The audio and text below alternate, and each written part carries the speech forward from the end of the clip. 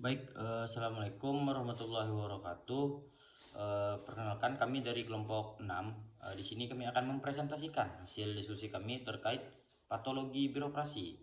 Nah, sebelumnya perkenalkan dengan saya sendiri Marta Arya dan teman-teman saya atau rekan-rekan saya.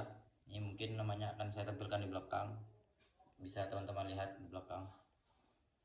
Nah, masuk ke materi. Di sini kami membahas tentang patologi birokrasi. Nah, untuk yang pertama-tama itu, apa sih patologi birokrasi itu? Mungkin akan dijelaskan oleh rekan saya. Baik, dipersilakan. Di sini saya akan menjelaskan konsep patologi, yang dimana patologi berasal dari ilmu kedokteran, yang dia mengkaji mengenai penyakit yang melekat pada organ tubuh manusia, sehingga menyebabkan suatu ketidakberfungsiannya pada organ tersebut. Nah, dimana dengan menjadikan patologi sebagai metafora, patologi di birokrasi di sini dipahami sebagai sebuah kajian yang dalam ilmu administrasi publik untuk memahami berbagai penyakit yang melekat pada suatu birokrasi ataupun instansi sehingga menyebabkan birokrasi tersebut mengalami disfungsi. Bahkan para ilmuwan administrasi publik sendiri sejak lama menggunakan istilah patologi birokrasi untuk menjelaskan sebuah berbagai bentuk penyakit birokrasi seperti Gerard Chaiden pada tahun 1991 dan Barry Boltzmann pada tahun 2000 dari Amerika Serikat. Baik, selanjutnya mungkin tentang pengelompokan patologi birokrasi yang akan dibacakan oleh rekan saya yaitu Nadira. Kepada Nadira dipersilakan. Pengelompokan patologi birokrasi. 1. Birokrasi timbul karena adanya persepsi dan gaya manajerial para pejabat di lingkungan birokrasi, seperti contohnya penyalahgunaan wewenang dan jabatan, persangka, menerima sogokan, status quo, nepotisme, paranoid, patrones, enggan mendelegasikan, xenofobia, sikap bermewahan, tidak mau dan takut berubah dan menerima risiko, sombong, orientasi kekuasaan, intimidasi, dan penyalahgunaan kekuasaan orang lain, dan lain sebagainya.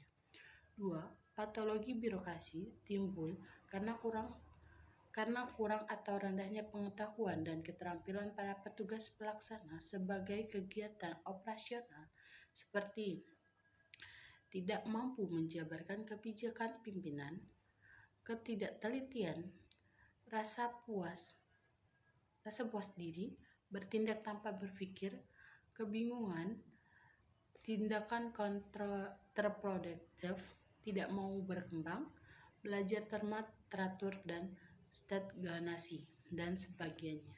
3.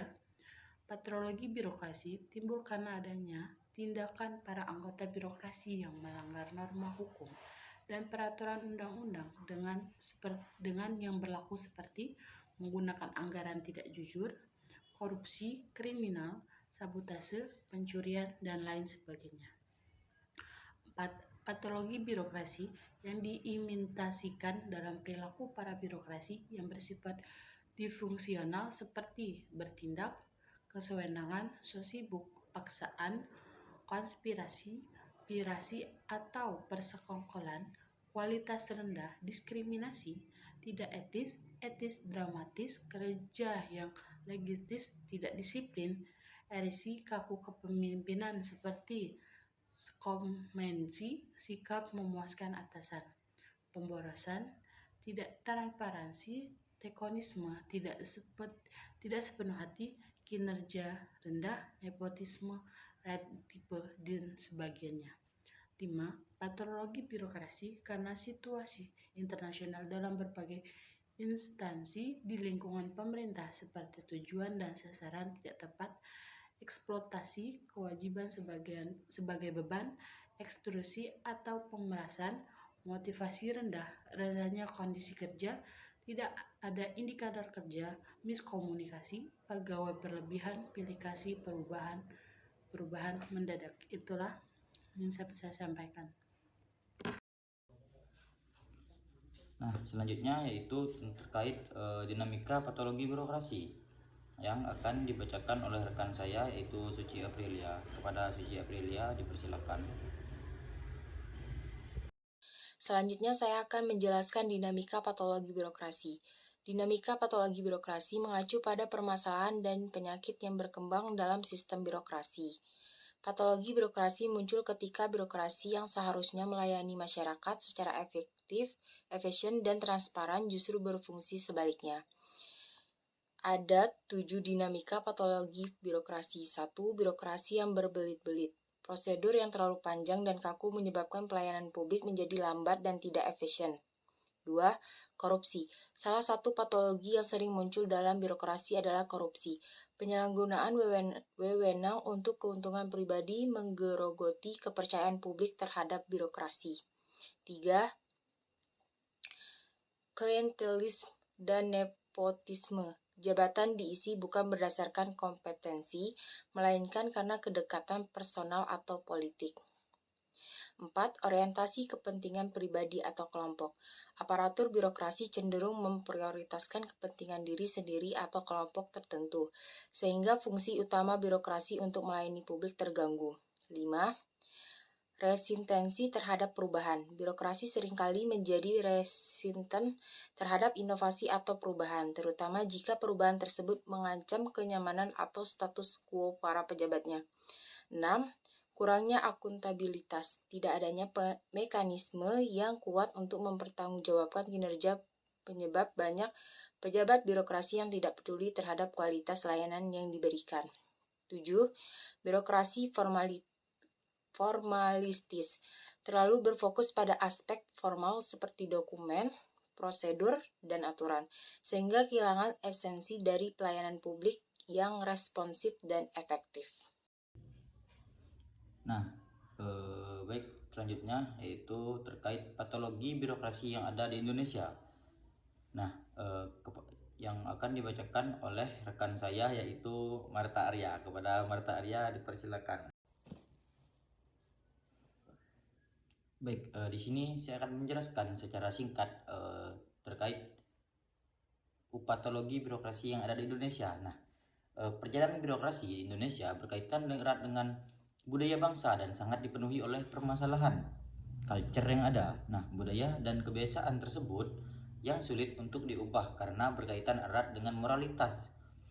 Hal tersebut yang menjadi gejala munculnya patologi birokrasi di Indonesia. Nah, realitas di lapangan menunjukkan bahwa fenomenanya cenderung ke memanfaatkan dan saling menguntungkan atau biasa disebut dengan simbiosis mutualisme.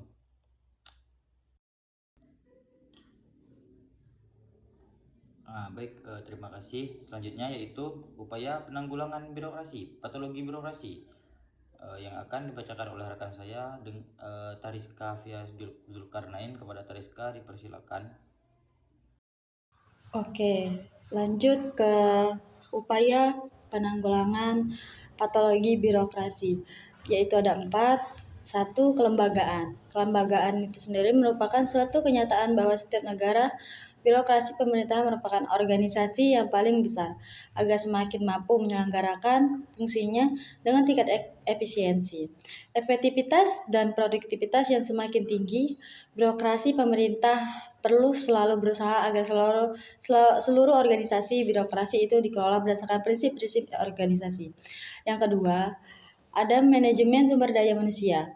Sumber daya manusia harus diserahkan pada tersedianya tenaga kerja dan birokrasi dengan cara kuantitatif dan kualitatif memenuhi tuntunan keseluruhan tugas dan peranan birokrasi. Yang ketiga, pengembangan sistem kerja. Pengembangan sistem kerja harus diarahkan pada hilangnya persepsi negatif mengenai birokrasi. Pengembangan sistem kerja harus didasarkan pada pendekatan kesisteman.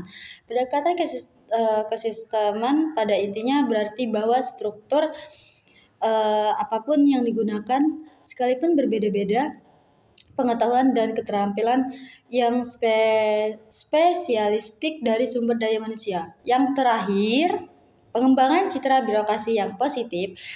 Di dalam masyarakat banyak citra birokrasi pada umumnya bersifat negatif. Untuk itu, nilai-nilai loyalitas, kejujuran, semangat pengabdian, disiplin kerja, mendahulukan kepentingan bangsa di atas kepentingan sendiri. Tidak memperhitungkan untung rugi dalam melaksanakan tugas, kesediaan berkorban, dan dedikasi selalu ditekankan untuk dijunjung tinggi. Nah, terakhir yaitu kesimpulan. Nah, di kesimpulan ini yang akan dibacakan oleh rekan saya yaitu Suci Aprilia. Kepada Suci Aprilia dipersilakan. Jadi kesimpulannya, berbagai keluhan dan kritikan mengenai kinerja birokrasi memang bukan hal baru lagi, karena sudah ada sejak zaman dulu. Birokrasi lebih menunjukkan kondisi empirik yang sangat buruk dan negatif. Citra buruk atau negatif tersebut semakin diperparah dengan isu yang sering muncul ke permukaan, yang berhubungan dengan kedudukan dan kewenangan pejabat publik, yakni korupsi dengan beraneka ragam bentuknya, lambatnya pelayanan, dan diikuti dengan prosedur yang berbelit, dan lain sebagainya. Sehingga keadaan tersebut merusak hubungan antara manusia, menghancurkan komunitas politik, dan melulantangkan cita-cita negara hukum.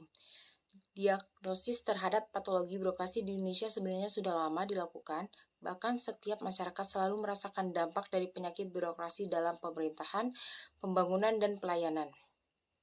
Akan tetapi, tampaknya seperti orang yang sudah mengalami ketergantungan pada obat, tidak mudah mengatasi penyakit-penyakit birokrasi tersebut.